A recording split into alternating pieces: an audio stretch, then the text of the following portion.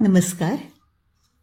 कवी आरती प्रभू म्हणजेच सुप्रसिद्ध लेखक चित्र खानोलकर यांची कथा भारवाही आज आपण ऐकणार आहोत. त्यांच्या सनई ह्या कथासंग्रहामध्ये ह्या कथेचा समावेश आहे. ऐकूया. भारवाही, लेखक चित्र खानोलकर. त्याने एकदा दूरवर पाहिलं. डोळ्यांची उघडझाप केली. डोळे एकदा गच्च मिटून उघडले आणि तो चालू लागला. त्याने कुठेच म्हणून थांबायचं नाही असं ठरवलं होतं. चालत राहायचं, चालतच राहायचं. वरच्या आभाळाला वेड लागलं होतं. बघण्याची सोय नव्हती त्याच्याकडे. डोळे उचलून त्याने वर पाहिलं असतं तर त्याच्या डोळ्यांच्या जखमा झाल्या असत्या. पायाखालची वाट सणसणून तापली होती. वणव्यातली एखादी ज्वाळाच रानावनातून सरपटत सरपटत वेळी वाकडी वळली होती. त्याची पावलं जीवाच्या आकांताने त्या वाटेवर पडत होती. दूरवर पाहणं तेवढंच हाती होतं. आजूबाजूची दबा धरून बसलेली झाडं सावली द्यायला तयार नव्हती, किंवा त्यांच्या सावलीत उभं राहणं म्हणजे खांद्यावरच्या माणसाच्या मोटकुळ्याला आपण होऊन मृत्यूच्या हाती सोपवण्यासारखं होतं. एक एक क्षण महत्त्वाचा होता. मागून येणारा प्रत्येक क्षण मरणाच्या भट्टीतून येणाऱ्या कडत कडत वाफेसारखा अंगावरून जात होता. चालणारा चालत होता. नजर पेटत्या वातावरणावरती खिळवून, पाय गतीशी बांधून निघाला होता. बाबल्या खांद्यावरच्या जगुदेवाने क्षीण हाक दिली. काय? बाबल अस्वस्थ होऊन म्हणाला. मी मी मी चालतो. बाबल अस्वस्थपणातच हसला. दुप्पट उत्साहाने चालू लागला. म्हातारा जगुदेव बोलू लागल्याचं त्याला मोठं समाधान वाटलं. हसू नको हा. नाही देवा. जगुदेवा, हसू आलं. आता नाही हसणार. बाबल पुन्हा मुकाट्याने चालू लागला. आजूबाजूच्या झाडाझुडपांवर आकाशातली दुपार प्रचंड वजनासारखी पसरली होती. ओला जीव करपल्यासारखा वास नाकात शिरत होता. झिला, काय? मी चालतो. बरं वाटतंय मला. तूच चालवतोयस मला जगुदेवा. मी कुठे चालतोय? खांद्यावरचं ओझं लेकरासारखं खुदू हसलं. बाबलला ते जाणवलं. तोही मग हलका हलका होऊन चालू लागला. बाबल, हे बघ, वडाचं झाड दिसतंय. दिसतंय. उतर मला तिथं. जगुदेवा, इतकं नको सांगू. नको? नको तर राहिलं. चल तू बापडा. बाबल चालतच होता. पल्ला अजून लांबचा होता. भोवतीचा दुपारचा जाळ सारा पचवीत पुढे जायचं होतं. दोघात तसं काही रक्ताचं नातं होतं असं नव्हे, पण त्याहूनही पलीकडचा एक बंध होता. तोंडूनही न तुटणारा आणि आपोआपच जोडला गेलेला. तोडूनही न तुटणारा आणि आपोआपच जोडला गेलेला. सगळा गावच जगुदेवाच्या अधीन झाला होता. कुणालाही कळलं नाही जगुदेवाचा आणि आपला संबंध तरी काय. आला आपला एका कातरवेळी खांद्यांवर चिन्हांचं बोचकं घेऊन. मणका गलथान माणूस चव्हाट्यावरच्या वडाच्या पारावर बसला. समोरचा दुकानदार डोळा बारीक करत बोलला, कोणसा दिसतोय? वेडा असावा. दुसरा एक माणूस बोलला, नको असं बोलू. कोण कसा असेल सांगता येईल का? आणि त्यावर दुकानदाराने बारीक केलेले डोळे भक्तिभावाने झाकले आणि त्या दुसऱ्याही माणसाने डोळे झाकून हात जोडले. कुणीही अस, वडाखाली बसलायस, भलं कर. आणि तो वडाखालचा बाबा फाटक्या चालीनेच पुढे आला. दुकानाच्या अगदी कडेशी आला. विडी आहे का विडी? हात जोडणारे दोघे गप्प राहिले. एकमेकांकडेच पाहू लागले. बघता काय, फुकटची नकोय मला. आणि मग जगुदेव आसन मांडी घालून पुढ्यात बोचकळ घेऊन दुकानासमोर बसला. बघा हा, पैसाच पैसा. बाबा जगुदेव एक एक गाठ सावकाश विचार करत उकलू लागला. एक गाठ सुटली की म्हणायचा, हरे हरे गोविंद गोविंद. अशा अनेक गाठी सुटल्या. प्रत्येक वेळी हरे हरे गोविंद गोविंद सुरूच होतं. गाठी सुटतच होत्या. म्हणता म्हणता चव्हाट्यावरचे आणखीन काही लोक भोवती गोळा झाले. पाठीमागच्या रस्त्यावर सावल्या सावल्या लांबल्या. प्रत्येक जण छातीवर हातांची घडी घालून मोठ्या उत्सुक नजरेने बाबाजीच्या बोचक्याकडे पाहत होता. बाबाजी काय काढणार होता त्यातून न कळे. बाबाजीच्या नाकाची लांबी आणि डोक्यावरच्या पिक्क्या जटा यात काहीतरी या जगातली नव्हे अशी एक किमया होती. जो तो आपला हळूचकन पटकन हात जोडून मोकळा होई. सुटल्या बा सगळ्या गाठी. जगुदेव थकल्या आवाजात म्हणाला, देता का विडी? पण नको, पैसा हवाय ना. जगुदेवाने मान हलवून बोचकं सोडलं. लोक आपले तरीही तीच उत्सुकता कायम ठेवून पाहत होते. शुभ्र स्वच्छ चिंध्याच चिंध्या होत्या त्यात. नुसत्या चिंध्या, आणखीन दुसरं काही नव्हे. जगुदेवाने मग अस्तनी वर केली. कोपऱ्यापर्यंत हात चिंध्यात खुपसला. मूठ भरून चिंध्या वर उचलल्या. पहा, याला म्हणतात चिंध्या. चिंध्या याला म्हणतात द्रव्य, म्हणजेच चिंध्या. जगुदेवाने सगळ्यांकडे डोळे सूर्यप्रकाशासारखे फिरवीत म्हटलं, देता विडी? ये वासोवर्दम, दे ना विडीचा एक बंडल. कळत नाही तुला? गर्दीतला एक हातघाईला आल्यासारखा म्हणाला. मी कुठे नाही म्हटलंय. नाही म्हटलं नाहीस, पण त्यासाठी एवढा त्रास घ्यावा लागला त्यांना. गर्दीतला आणखीन एक मान उंचावून दुकानदाराला दाबायला लागला. नाही म्हटलं नाही लेकरा, भांडू नको. मीही आज चिंध्यातलाच, सगळ्या चिंध्या. थांबा थोडं, या परत बांधून ठेवायला हव्यात. जगुदेव स्वतःशीच हसत गाठोडं बांधू लागला. मोठ्या काळजीने हलक्या हातांनी तो एक एक गाठ देऊ लागला. गाठी मारणं सोपं नव्हे. सासूरवाडीला जायचंय रे, जगुदेव स्वतःशीच बोलत होता. मी देऊ का एक गाठ? गर्दीतला बाबल पुढे सरकला. गुडघे छातीशी घेत उकीडबा बसला. मारणार? मार तर लेकरा, पण नको. तुझं वय नव्हे. तू या वयात गाठी सोडायचं काम कर. गाठी मारायला अजून खूप वेळ आहे. आणि जगुदेवाने पोट दाबलं. चेहरेपट्टी आकरसल्यासारखी झाली. पोटात कळ उठल्यासारखं तोंड दिसू लागलं. ओठ घट्ट मिटून जगुदेवाने एक आवंढा गिळला. गळ्याकडे गुट्ट असा आवाज झाला. पुढ्यातला माणूस उठून उभा राहिला. प्रत्येकाचंच तोंड भित्र बावरं दिसू लागलं. आणि बाबा जगुदेव पोटावरचा हात काढत परत हसू लागला. नाकाची हरवल्यागत झालेली लांबी परत गावल्यासारखी झाली.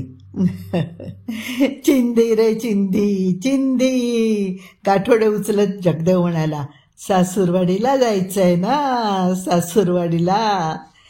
जगुदेव वडाच्या दिशेने चालू लागला. सगळेच मग मागून मागून अजब काहीतरी दिसल्यासारख्या मुद्रा करून चालू लागले. जगुदेव फाटक्या पावलांनी वडाखालच्या जाळीदार अंधारातून निघाला होता. मागची माणसंही चिंध्यांच्या गाठोड्यात खूप काही साठवून ठेवले या बाबाने, ही प्रत्येकाची समजत. प्रत्येकजण खाली मान घालून जगुदेवामागून पावलं टाकत होता. कोण? कुठला? पूर्वी कुठे होता? गरजच वाटली नाही या चौकशीची. वडाच्या साळढाळ विस्तारातूनच एक पारंबी फुटल्यासारखा जगुदेव आला आणि बघता बघता वडासारखाच प्रत्येकाचा होऊन गेला. अधिक कुणाचा, कमी कुणाचा हे काही सांगता आलं नसतं. वडाखालून एक वाट वळली होती दत्ताच्या देवळापाशी, आणि जगुदेवाची पावलं आपोआपच तिकडे वळले. सर्वांना आपोआपच कळलं, जगुदेव नेमकी वाट हुडकून काढणार आणि झालंही तसंच. त्यांच्यातलाच एक बाबल, जातीने कुळवाडी पण जगुदेवाचा भक्त, अनेक भक्तांपैकी एक. आता यावेळी चालत होता जगुदेवाचं ओझं घेऊन. झपाझपा पावलं टाकीत होता. सकाळच्या पारी भिनभिनताच निघाला होता. सगळ्यांच्या डोळ्यांवर हात ठेवून निघाला होता, तातडीने. बाबल रातचा नेहमीसारखा भजन आटोपून सगळे घरीदारी निघून गेल्यावर जगुदेवाच्या पायाशी बसला होता. नेहमी असाच बसायचा. गाभारातल्या समयांचा मंद प्रकाश देवळभर एखाद्या मायाळू बाईच्या स्वभावासारखा पसरला होता. बाहेर सामसूम होतं. जगुदेव उताणाच रोजच्यासारखा पाष्टाकडे डोळे लावून पसरला होता. शेजारी होतं चिंध्यांचं गाठोडं. बाबल आठवड्याने एकदा सगळ्या चिंध्या नेऊन कोंडीवर धुवायचा. एक एक चिंधी काठावरच्या खडकावर नेऊन सुकत घालायचा.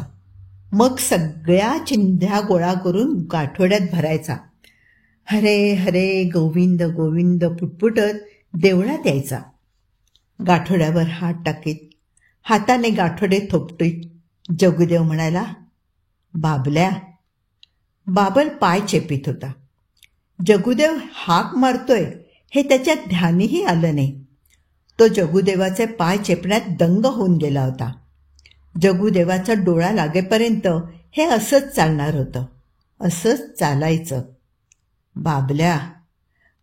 गाठोडे थोपटीत जगुदेवाने थोडा आवाज केला. बाबल दचकला. काही चूक तर झाली नाही ना, अशी मुद्रा करीत जगुदेवाच्या पायावरच हात ठेवून थबकला. काय देवा, पोटात खूप दुखतंय माझ्या. काय करू म्हणता देवा? मलाही कळत नाही. तुम्हाला कळत नाही असं काही नाही देवा. बाबल उठून जगुदेवाचं पोट आवळत बसला. जगुदेव फक्त हसला. गाठोडं थोपटीत राहिला. पाष्टाकडे डोळे लावून स्वतःशीच काहीतरी पुटपुटू लागला. पण हळूहळू मुद्रा काळवंडू लागली. पोटातल्या वेदनेचं सावट मुद्रेवर पडलं. हसणं, पुटपुटणं फार पळालं. बाबल्या, कुणाला कधी सांगितलं नाही. तुला सांगतो मी. पण जगुदेवाने ओठ घट्ट मिटले. आवंडा गिळला. पुढचं काही सांगायचं होतं ते त्याने सांगितलंच नाही. नाही सांगायचं असा निग्रहच करून स्वस्थ राहिला. पोट दुखतंय रे माझं. देवा, जगुदेवा, कसलं हे ढोंग करताय? परीक्षा तरी किती पाहाल? कुणाची रे बाबा परीक्षा? तुझी? जगुदेव हसू पाहत होता. थोडासा हसलाही. पण मग कपाळपट्टीवर आठ्याच आठ्या पसरल्या. गाठोड्याच्या गाठी घट्ट पकडून राहिला. मूठ थरथरत होती.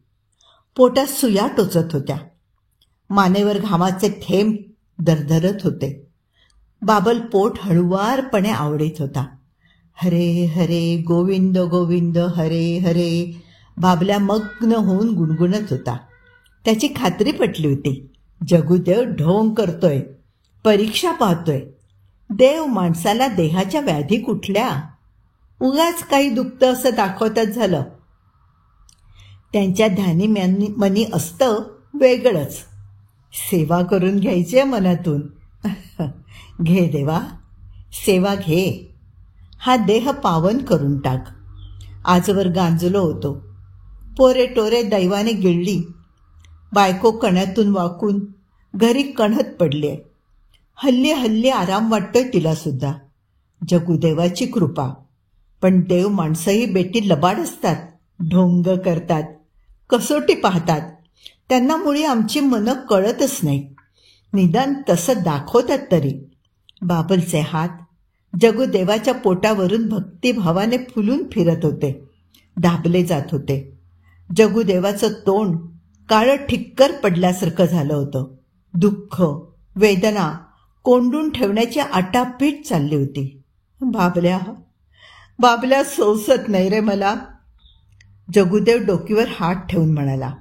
तरी बाबल आपल्याच कामात चूर होता. तो फक्त हसला आणि त्याचे हात फिरतच राहिले.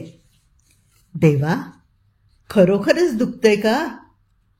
होय रे, भयंकर दुखतंय. आतड्यावरून सुरी फिरते रे माझ्या. जगुदेव पोट दाबून कुशीवर फिरला.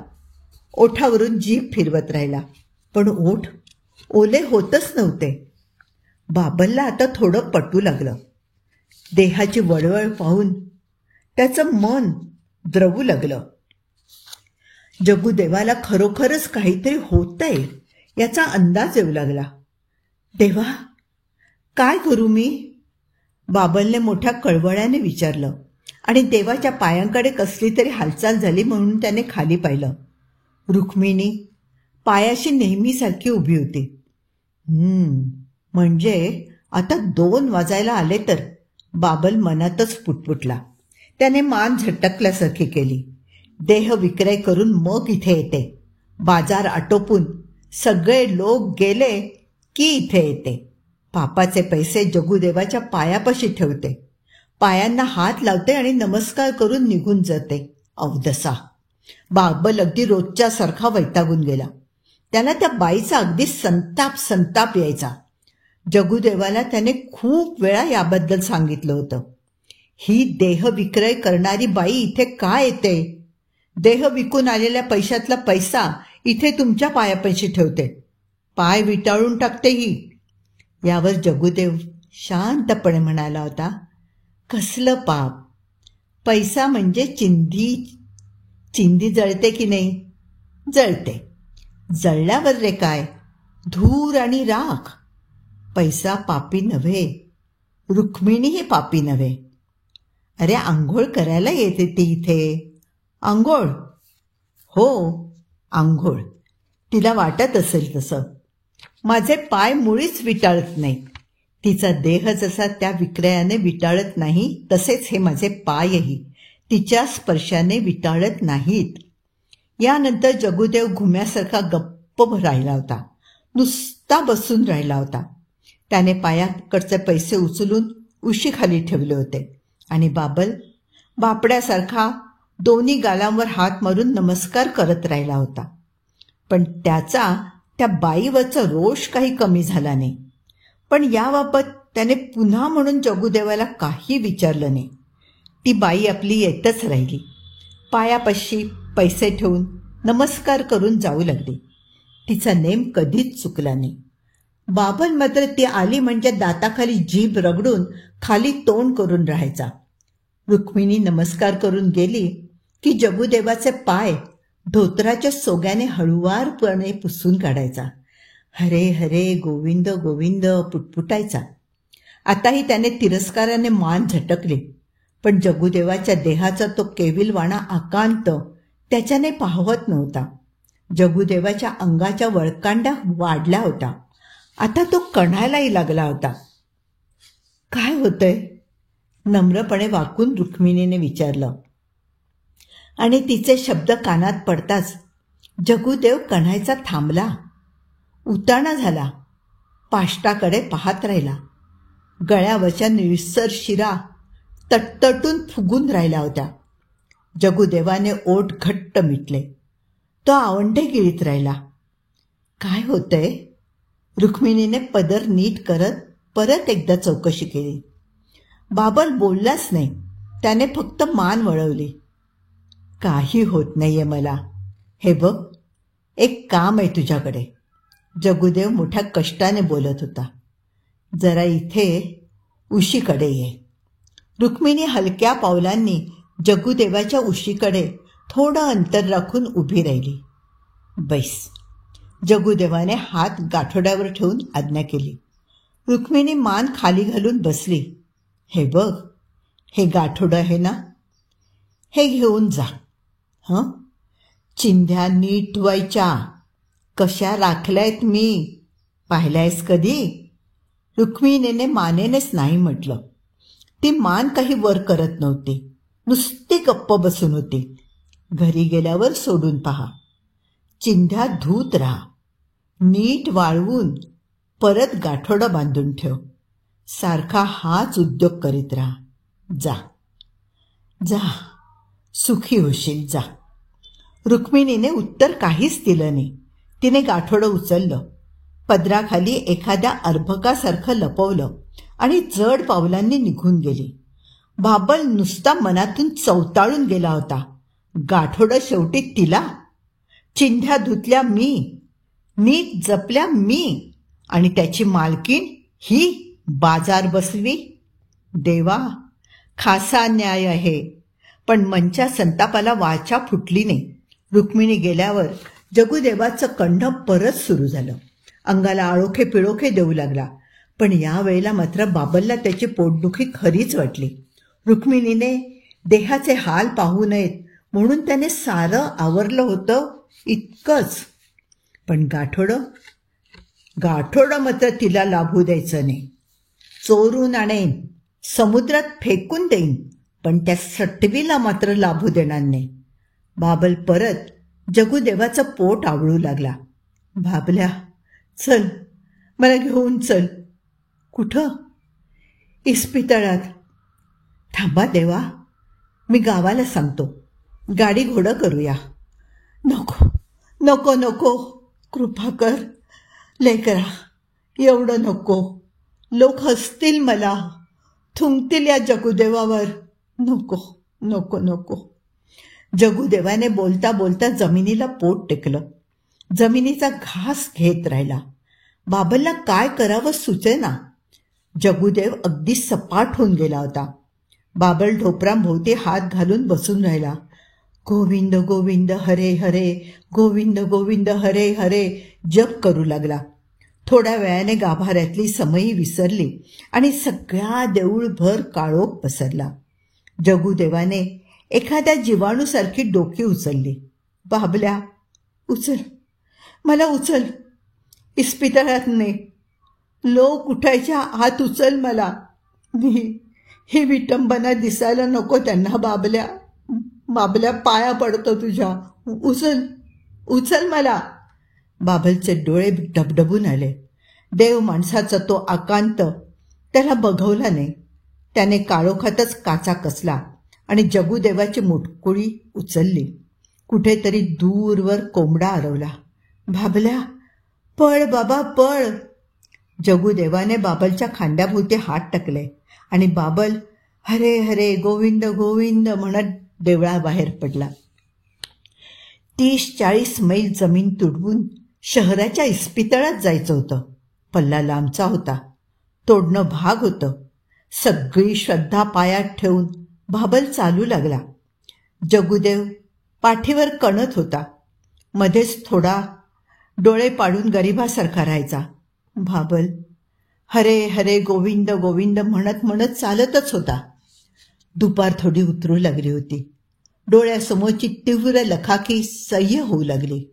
पानापानातला गारवा सुटेल असं वाटू लागलं. बाबल, काय कोंबडी खावी वाटते. बाबल चोरून चोरून हसला. काय ढोंगबाजी चालली ही. अजूनही कसोटी. गाठोडे त्या बयेला देऊन मोकळा झालास देवा. बाबल मनातल्या मनात स्वतःशीच हसत होता. खरंच खरंच कोंबडी खावी वाटते. जगुदेवा, आता काय उगीचच. बाबल मोठ्या आदराने म्हणाला. नाही बा, खरंच खावी वाटते. कोंबडीची इच्छा फारा दिवसांची आहे. मिळेल तर बरा होईन मी. जगुदेवा, खरं थोडं तरी बोला ना. या गरीबाला अखेरपर्यंत असा अंधारात का ठेवताय? कोंबडी कापून तिचं भडक रक्त माझ्या तोंडात होत. जगुदेवा, असं बोलू नको देवा, असं बोलू नको. बाबल मोठा कळवळ्याने म्हणाला. त्याला कधी ऐकलं नाही, तेही ऐकावं लागत होतं.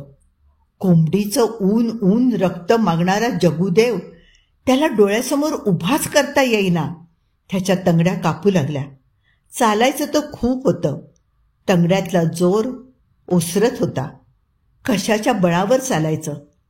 खांद्यावरचं ओझं तर कोंबडीचं रक्त मागत होतं. बाबांची चाल मंद झाली. दम लागल्यासारखं तो चालू लागला. त्याला भीतीच वाटू लागली. खांद्यावरचं ओझं आणखीन काही मागेल? नेम नाही. आता काय वाटेल ते मागेल जगूदेव. ऐकवणार नाही आपल्याच्याने. पण खरं पाहता जगूदेव कसोटी पाहतोय. कसोटी पाहतोय. अगदी शेवटच्या घटकेपर्यंत कसोटीच पाहणारा. पाहू दे. आपल्या नशिबीच नाही. आपल्याला उपदेशही करणार नाही हा. कुठलाच मार्ग दाखवणार नाही. आपलं नशीब. गाठोडं मात्र मिळवायचं. बाबल पुन्हा पायात बळ रेटून चालू लागला.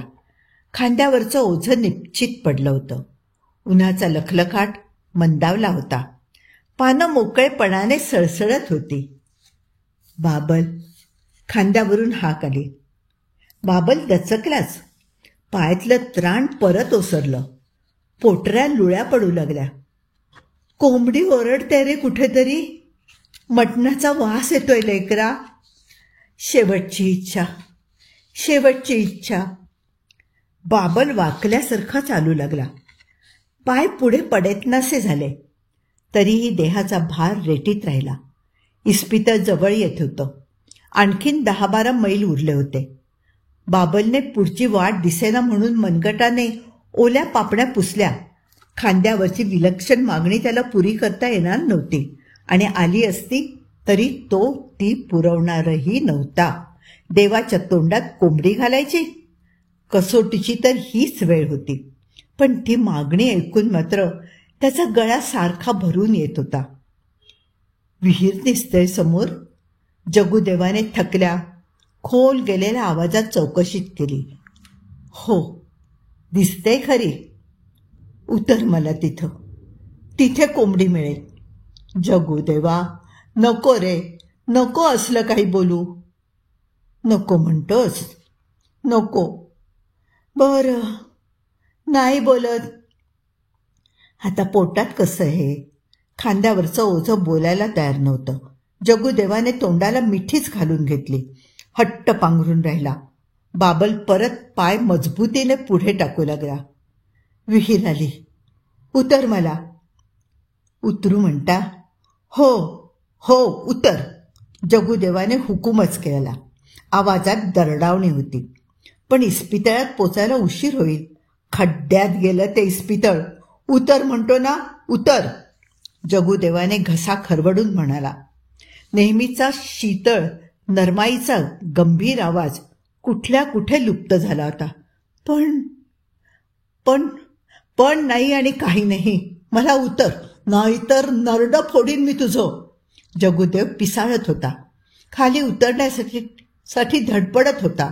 बाबल तरीही चालतच राहिला. पिसाळेल आणि शेवटी प्रसन्न होईल. वेगळंच चिदानंद स्वरूप दाखवेल. वर देईल.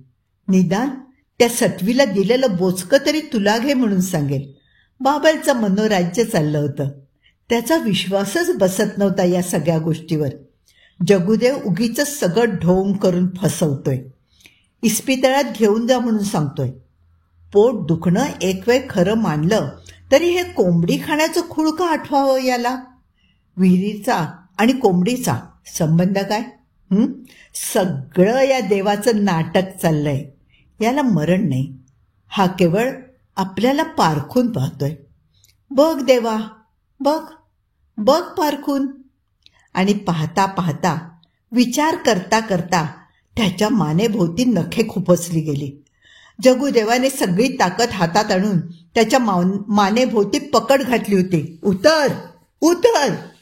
दात ओठ चावून जगूदेव बोंबलला आणि बाबल खपकन खाली बसला. म्हातारा जगूदेव उतरला. स्वतःभोवती गरगरा फिरला. पळायला पाहू लागला. पण बाबलने चपळपणे त्याचा हात गच्च धरून ठेवला. घाणेरीच्या माजलेल्या झुडपात विहिरीचा तुटका फुटका काठ दिसतही नव्हता. भोवती भोवती बिळाबिळांची वारुळं वाढली होती आणि विहिरी पलीकडे एक काजूचं वेडवाकडं झाड चोरासारखं उभं होतं. आजूबाजूला नुसताच उघडा माळ पसरला होता. माणूस काणूस कुणी कुठे वासालाही नव्हतं. जगूदेव मनगट सोडून पळण्यासाठी जीवाचा वनवास करीत होता. थकल्या देहाला नवंच अवसान आलं होतं. बाबल त्याला सोडायला तयार नव्हता. भला दांडगा बाबल जगूदेवाला आवरत होता. जगूदेवाचे डोळे लाल भडक झाले होते. पिक्या जटा अस्ताव्यस्त उरकटल्या होत्या. नाक लोंबल्यासारखं दिसत होतं. दात ओठ खाता खाता तोंडातून रक्त फुटत होतं. उघड्या माळावर ते फाटकं ध्यान ठो ठो बोंब ठोकीत उभं होतं. बाबलची मान शरमेने खाली आली होती. साता पाताळात लपून बसलेला माणूस वेडा विद्रा होऊन जगूदेवातून पिसाटत होता. बाबलच्या डोळ्यात पाणी येत होतं. कोंबडी कोंबडी! जगूदेव बाबलच्या रुंद पाठीवर बदा बदा ठोसे मारू लागला, ओरबाडू लागला. बाबल तरीही मान खाली घालून बसला होता. देव माणसाचा हा थयथयाट नुसतं पाहणंही त्याला जड जात होतं. अजूनही मनाशी तो म्हणत होता, ढोंग तर नसेल, कसोटी तर पाहत नसेल. पण समोरची सगळी झटापट किळसवाणी वाटत होती. ईश्वराचं चिंतन हाच मुळी ज्याचा आहार, तोच आज कोंबडी मागतोय. अजब अजब! बाबल आजारी माणसासारखा थकून गेला होता, पण त्याने जगूदेवाच्या मनगटावरची पकड घट्टच ठेवली होती. जगूदेव जटा उडवून उडवून मग थकू लागला. एखाद्या अर्धमेल्या जीवाणूसारखा भुईवर अंग टाकू लागला. कोंबडी कोंबडी असं पुटपुटू लागला. त्या विहिरीत टाक मला. जगूदेवा, इस्पितळात भोसडीच्या तुझ्या औशीच्या! जगूदेवाने भयंकर शिवी उच्चारली आणि बाबलने सटकन कानावर हात ठेवले. जगूदेव उठून विहिरीकडे लंगडत लंगडत पोटावर हात दाबीत जाऊ लागला. बाबल उठला. जगूदेवाच्या कमरेला विळखा घालून त्याने त्याला जमिनीवर बसवला. या विहिरीत टाक मला. जगूदेवाच्या तोंडातून लाळ सुटली. मान थरथरू लागली. उघड्या माळावरचे सूर्याचे किरण शीतळ शीतळ झाले आणि विहिरीकडच्या त्या दोन माणसांच्या सावल्या माळावर सरपटल्यासारख्या पडल्या. विहिरी पलीकडचं वेडक वाकडक काजूचं झाड पोटातली सावली बाहेर ओकू लागलं. दुरून एक पाखराचं भिरं काळ्या डागासारखं विहिरीच्या दिशेने येत होतं. जगूदेवा, कोंबडीचं रक्त! जगूदेवा! बाबलच्या हाकेला उत्तर न देता जगूदेवाने जमिनीचा घास घेतला. तो जमिनीला घोरपडीसारखा चिकटला. बाबलने मागून त्याला वर उचलण्याची, मागे ओढण्याची शिकस्त केली, पण जगूदेवाने भुईला मिठीच मारली होती. त्याचे दात जमिनीत रुपले होते. सगळी शक्तीच जमिनीचा घास घेण्यात खर्ची पडली होती. रानपाखराचं भिरभिरं भुरभुरत आलं. विहिरीकाठच्या घाणेरीच्या झुडपात किलबिलाट करीत दिसेनसं झालं. बाबलने जगूदेवाच्या मानेखाली हात घातला. झटका देऊन त्याचं तोंड वर उचललं, पण तोंडात मातीच शिल्लक राहिली होती. रक्ताने माखलेली माती, आणि डोळे उघडे राहिले होते. धुरासारखे पांढरे दिसत होते. जगूदेव मेला होता. बाबलचा जगूदेवाच्या मानेखालचा हातही लुळा पडल्यासारखा झाला. जगूदेवाच्या तोंडातला मातीचा घास काळा निळा पडला. बाबलच्या ओठांभोवती कंप सुटल्यासारखा झाला. त्याचं सर्वांगच मग कापत राहिलं. त्याने आजूबाजूला पाहिलं, पण आजूबाजूही कापत होत्या. तो मातीचा घास, कोंबडीची मागणी, मानेभोवतीची चुरचुरणारी पकड, देहाचं लक्तर करत मेलेला जगूदेव, सगळं काही खऱ्या खोट्याच्या आसपास रेंगाळत होतं. मग बाबल हळूहळू ध्यानावर येऊ लागला. स्थिर झाला. मानेखालचा हात त्याने हलकेच काढून घेतला. तोडून टाकलेल्या झाडाच्या एखाद्या कोरम फांदीसारखं जगूदेवाचं प्रेत पडलं होतं. बाबलने मान झटकली. त्याने समोरच्या विहिरीकडे पाहिलं. थोडा रेंगाळला. त्याने जगूदेवाचं प्रेत उचलण्याचा प्रयत्न केला, पण ते जड होतं. बाबल परत थांबला. गावात न्यायचं हे प्रेत? का? कशाला? कुणासाठी? हा कोण होता कोण जाणे. अरे हा मसनातला माणूस देव बीव नव्हे. देव माणूस काय असा तोंडात माती घेऊन मरेल? कोंबडी मागेल? गावात कशाला न्यायचा? नकोच. त्याने परत जगुदेवाच्या मानेभोवती हात घातला. त्याला झटक्यात पालथा केला. जमिनीतलं मूळ उपटून निघतं तसं झालं. बाबलनं ठरवलं त्याला विहिरीत द्यावा टाकून. जीवजीवाणू, घार गिधाडं सरतील 4 दिवस. आणि त्याने ते ओझं खांद्यावर घेतलं. विहिरीकडे पावलं टाकू लागला. तोंडात हरे हरे गोविंद गोविंद हे शब्द येत होते, पण बाबल ओठांना घट्ट मिठी देत होता. ते शब्द हुंदक्यांसारखे घशात लोटीत होता. उघडा माळ हळूहळू सावल्यांनी दाटत होता. चक्रम मनातल्या विचारांसारख्या त्या सावल्या सकारण अकारण दाटत होत्या. विहिरीभोवतीची वारुळही अधिक उंच झाली होती. विहिरी मागचं काजूचं झाड कुबड काढून उभं होतं. बाबलची पावलं जडपणे पडत होती. त्यावर खांद्यावरच्या प्रेताचा भार येत होता. खांदा दुखू लागला होता. बाबलने डोळे मिटले आणि खांद्यावरची जगुदेवाची निर्जीव कूड विहिरीत ढकलून दिली. आडवी तिडवी होऊन कूड विहिरीत कोसळली. पाण्याचा धम्म आवाज झाला. घाणेरीच्या झुडपातली रानपाखरं धचकून उठली. विहिरीभोवती फडफडाट करत माळावरच्या सावल्यात दुसरीकडे गडप झाली. एक पाखरू काठाभोवती 1-2 थरारत्या फेऱ्या घालून तिथल्या तिथेच दिसेनासं झालं. बाबल स्वतःच्या नकळतच तटस्थ झाला होता. तोंडातून हरे हरे गोविंद गोविंद हे शब्द आपोआप बाहेर पडले. तो माघारा वळला. हरे हरे गोविंद गोविंद हरे हरे म्हणत गावाच्या दिशेने निघाला. रिकामा खांदा अजूनही जड जडच राहिला होता. मग तो कुठल्या तरी झाडाखालून चालताना पुटपुटला, बाई गो, ते बोचकं तुला घे, मला नको ते, तुलाच घे. आणि त्याचा घसा दाटून आला. बाबल मनाला हाक दिल्यासारखा खाकरला. गावच्या वेशीवर बाबल उभा राहिला. कानोसा घेऊ लागला. गावातल्या देवळात भजन चालल्यासारखं वाटलं त्याला. त्याने खात्री करून घेतली. भजन चाललं होतं. मध्यरात्र होऊन गेली होती. भजनाचा नाद वातावरणात उंच उंच चढत होता. आता गावाला काय सांगायचं? अगदी अगदी खरं तेच सांगायचं. अगदी खडा हकीकत सांगायची. तो देवळाच्या दिशेने चालू लागला. प्रत्येक जण भजनात तल्लीन झाला होता. जगुदेव महाराज की जय च्या गर्जना अधूनमधून ऐकू येत होत्या. देऊळ नुसतं फुलून गेलं होतं. एकेकाचा गळा उंच उंच आलाप घेत होता.